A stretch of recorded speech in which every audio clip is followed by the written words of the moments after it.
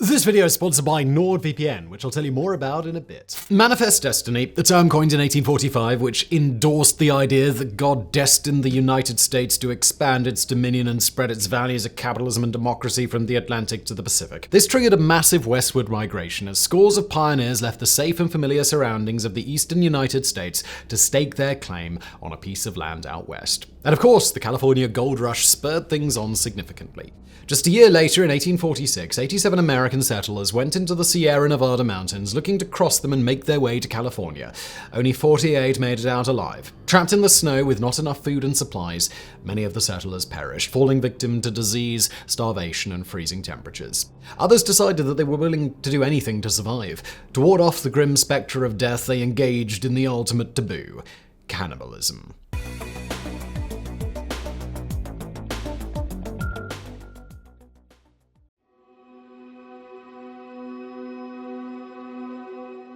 In 1845, an Irish immigrant named James Fraser Reed grew discontent with his life in Springfield, Illinois. Born in 1800 in County Armagh, Reed came to America as a young boy alongside his widowed mother. As an adult, he worked hard and steadily grew his fortune, so that by the time he was in his mid-40s, he was a successful businessman with a large family and a prosperous farm. He was also pretty bored in Springfield. Most other people would have been over the moon if they had everything Reed had, but for him, life simply lacked that certain something that gave it pizzazz. But Reed knew where he would find it: California. Long-distance migrations were all the rage in America back then. First, there was the Great Migration of 1843, when 1,000 pioneers hitched up their wagons and left Missouri to settle in the Oregon Territory. Then there was also the Mormon migration, which saw the Mormons flee from the Midwest to escape persecution and find a new home in Salt Lake Valley in Utah. And last, but certainly not least, there was the Gold Rush, which prompted scores of miners 49ers to make their way down California Way in the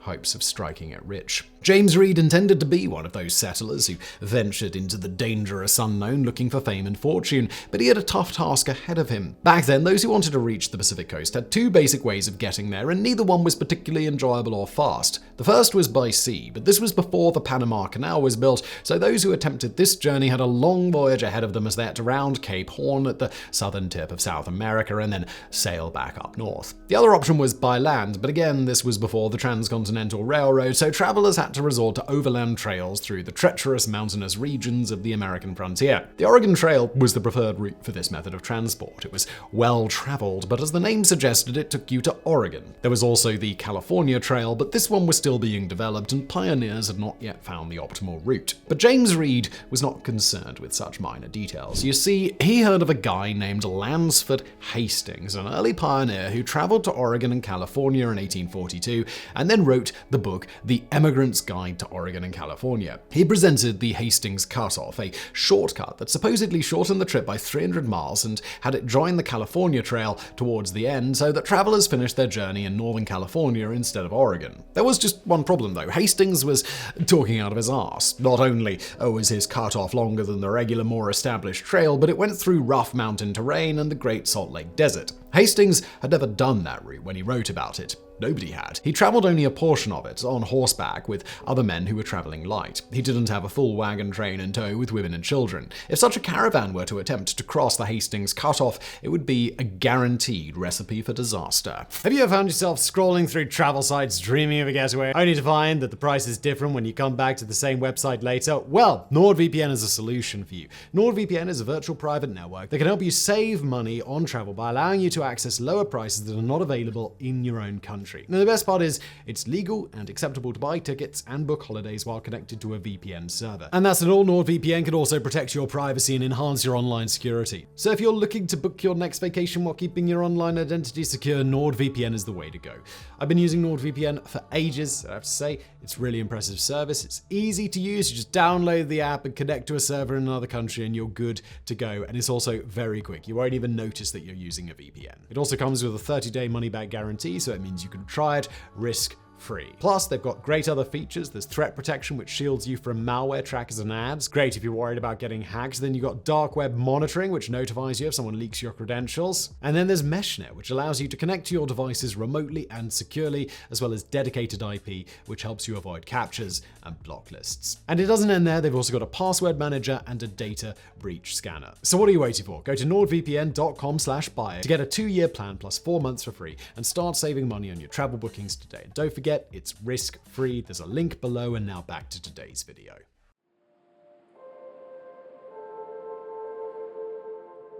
Despite the perils and uncertainties, James Reed had found a pair of like-minded individuals who wanted to make the trip with him, brothers George and Jacob Donner. Like Reed, they were prosperous farmers, so what exactly possessed them to pack up their whole families and march through the untamed wilderness? Well, we'll never know. They were also significantly older than the middle-aged Reed. George Donner was 60 and his brother was 56, and of course both of them had large families, mainly consisting of children under 10. And so, on April the 14th, 1846, the Donner-Reed party left Springfield, Illinois. The initial group numbered 31 people and consisted of James Reed, George and Jacob Donner, their entire families, plus a dozen or so employees and teamsters, which were animal drivers. They made their way to Independence, Missouri, nicknamed the Queen City of the Trails because it was a departure point for many of the trails to the Pacific coast. In early May, the party reached the city, but they were already cutting it pretty close. You might think that they had all the time in the world, since it was still spring, but travelers on these trails were on a pretty tight schedule to ensure that the pack animals found plenty of grass to eat on the way. That's why late April was the standard cutoff for starting these trips. Fortunately for the Donner Reeds, they arrived in time to join the last wagon train of the season. It would be a close shave, but good conditions should get them to California in 4 months. Of course, as we all now know, the journey they were about to undertake was anything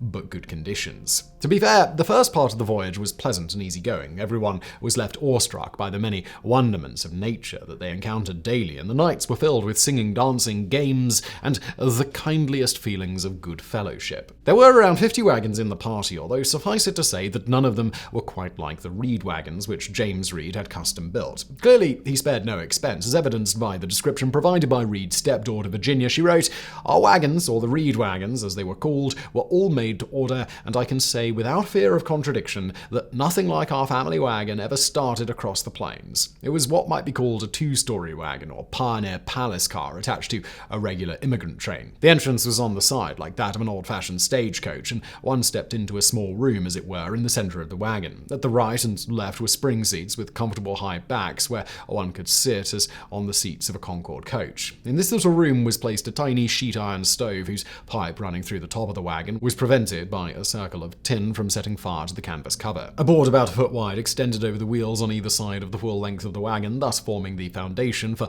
a large and roomy second story, in which were placed our beds. Under the spring seats were compartments in which were stored many articles useful for the journey. Although they sounded fancy, not everyone was a fan of the Reed wagons. In fact, the other people resented them for 2 reasons. One, they were quite show-offish, as if James Reed was constantly saying, "Look at me, I'm richer than you." And 2, they were heavy and slowed down the whole wagon train. They needed an extra pair of oxen to pull them, and this was on relatively even ground. Just imagine how much of a burden they would become if they had to travel over rough, mountainous terrain. But don't worry, they probably wouldn't have to. Probably, right? Mild inconveniences aside, the first 6 weeks of the trip went smoothly, and the group managed to traverse 650 miles of country, crossing most of what's now southeastern Wyoming until they reached Fort Laramie. This leg of the journey was the same regardless of whether you intended to take the Oregon Trail, the California Trail, or some crazy experimental new trail that was supposed to be the best of the bunch. But eventually, they reached the crossroads and it was decision time. Did they stay on the well-traveled path and follow the Oregon Trail to Fort Hall in modern-day Idaho, or did they take the unknown Hastings cutoff and supposedly shave a few hundred miles off their route while also ending up in Northern California? Well, let's just say they chose poorly.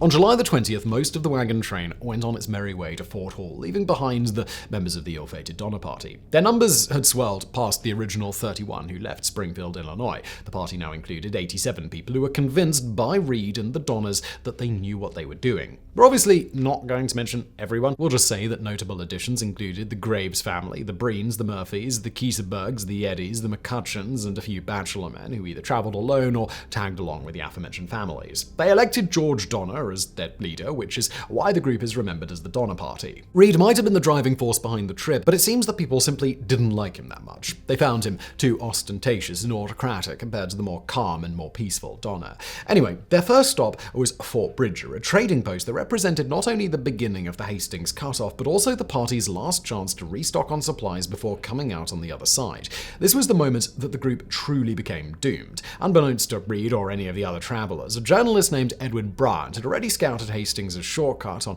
horseback and concluded that it was a terrible route that should not be undertaken in wagons under any circumstances. He even wrote back to warn everyone, but nobody in the Donner Party ever saw the letters. Reed later accused Bridger and his partner Vasquez of withholding the letters on purpose to get them to go through with the trip. If the Hastings cutoff were to become the new standard route for settlers headed to California, that would have meant a lot of extra business for their trading post. On July the 31st, the party set off on their fateful journey through the Hastings cutoff, heading towards the southern end of the Great Salt Lake. After only a few days, it became apparent that this new route was not all it was cracked up to be, but the group pressed on, at least until they reached the Wasatch Mountains. Up until this point, Reed had acted as a guide, following directions carved into trees by none other than Lansford Hastings himself, the guy who got them into this mess in the first place. Initially, Hastings promised to join the group, but he hooked up with a different party at Fort Bridger and left a few weeks ahead of the Donner Reed Party. That faction was known as the Harlan Young Party, and the reason that you've never heard of them was that they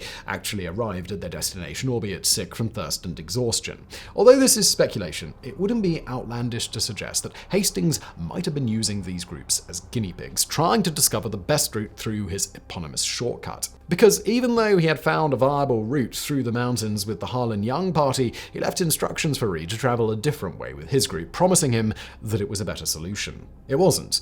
You'll be surprised to hear. The Donner Party traveled at a snail's pace, covering less than 2 miles a day, and this while all the healthy men in the group worked round the clock to clear the road of debris for the wagons. On August the 25th, the party had its first casualty, 25-year-old merchant Luke Halloran. Halloran was one of the bachelors who joined the trip, and realistically there were slim chances of him ever making it to California since he was suffering from consumption, or tuberculosis as we call it today. It took the Donner Party 18 days to travel 30 miles, but in late August they were out of the mountains and finally had nothing but smooth sailing until they reached their destination. Just kidding, of course. They now had to cross the Great Salt Lake Desert, one of the most inhospitable areas of the United States, devoid of drinking water or grass to feed the animals. Oh, and just as an added bonus, the ground was moist and brittle, making it very easy for the wagon wheels to sink into the salt crust. It was just happy days all around for everybody involved, but at least by this point everyone realized that they'd been sold a bum steer with the Hastings cutoff. But don't worry, things are about to get worse.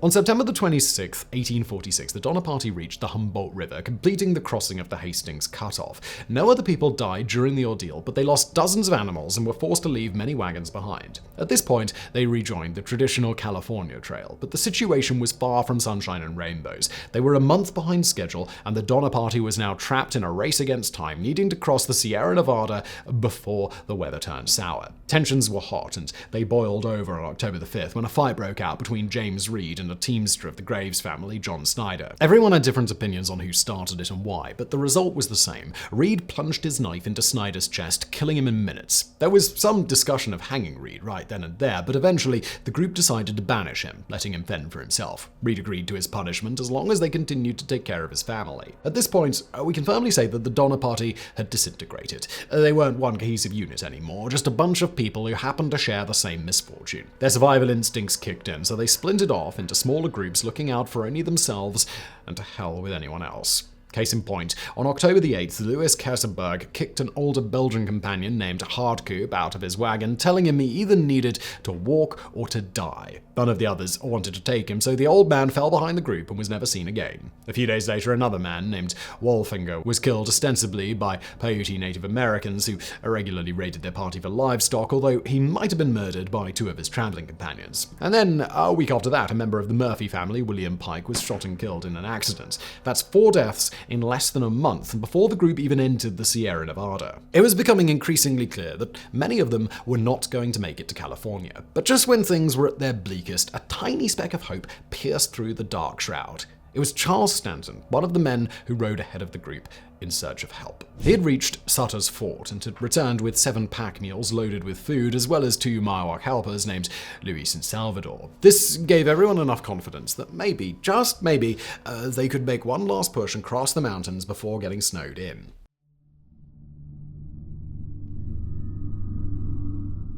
Initially, snowfall wasn't expected until the middle of November, but hey, everything else had gone to the dogs. I mean, why would this be any different? The snow came in early, and when the group reached Truckee Lake, they encountered a blocked pass that had completely been snowed in. They had no choice. They had to winter in the mountains. Both the pass and the lake were renamed after Donna to commemorate the fact that half the party never made it out there alive. Around 60 people camped by Donna Lake, taking advantage of some run-down cabins that had been built there by earlier travelers. The remaining 20 or so, consisting of the Donner families and their helpers, had to make camp further down the trail by Alder Creek because the axle on their wagon broke. By December, food supplies were almost exhausted. People began dying of malnutrition, while others survived by boiling oxide and horse bones. Every now and then, catching a mouse or some other rodent represented a veritable feast. William Eddy was briefly the hero of the camp when he hunted a bear, but even that was quickly devoured until there was nothing left. Something needed to be done, or else everyone was going to starve to death by springtime. In mid-December, a group was formed. They were called the Snowshoe Party because they improvised some snowshoes out of oxbows and hides, but historians later bestowed upon the group the much more appropriate name Forlorn Hope. It consisted of 17 of the most resilient people in the camp, men, women, even a few children. They were going to try and make it over the pass on foot and get help. It was a desperate plan, but one that was destined for failure. Nobody in the group had the strength, experience, or supplies to make such a journey. They got lost in the snow, and after 2 days with no food, a man named Patrick Dolan was the first to say it. They needed to eat someone, otherwise they would all die. And the question was, who? They talked about drawing lots to see who would be the unlucky sacrifice, or maybe about having a duel. Eventually they reasoned that one of them would drop dead of natural causes soon enough, and they would not have to kill anybody. But it was true. A teamster named Antonio died not long after that, followed by the Graves family patriarch, Franklin Graves, but a blizzard forced the others to leave their bodies behind. Then Patrick Dolan died after running naked into the snow, delirious from hypothermia. And then the youngest of the group, 13-year-old Lemuel Murphy, also perished. The survivors held out as long as they could, but after 5 days of starvation, they were mad with hunger, more animal than human. And so they crossed that line most people would find inconceivable, and they ate Patrick Dolan, averting their gaze from one another as they cut strips of his flesh and roasted them on the fire. The 2 Miwok guides, Luis and Salvador, were the only ones who refused to partake. Oddly enough, this turned them into targets that could be killed for food. After all, even in the deepest reaches of despair, racism was alive and well, so the group reasoned that if push came to shove, it was better to kill 2 Native Americans than 2 whites. William Eddy was the only one not okay with this, so he warned Luis and Salvador and told them to run away. They did, but without any food, they didn't make it very far. A few days later, the Snowshoe Party, which now consisted of 2 men and 5 women, came upon the Miwok guides, still alive but hanging on by only a thread. One of the 2 surviving men, William Foster, killed both of them. Now the group weren't just cannibals, they were murderers.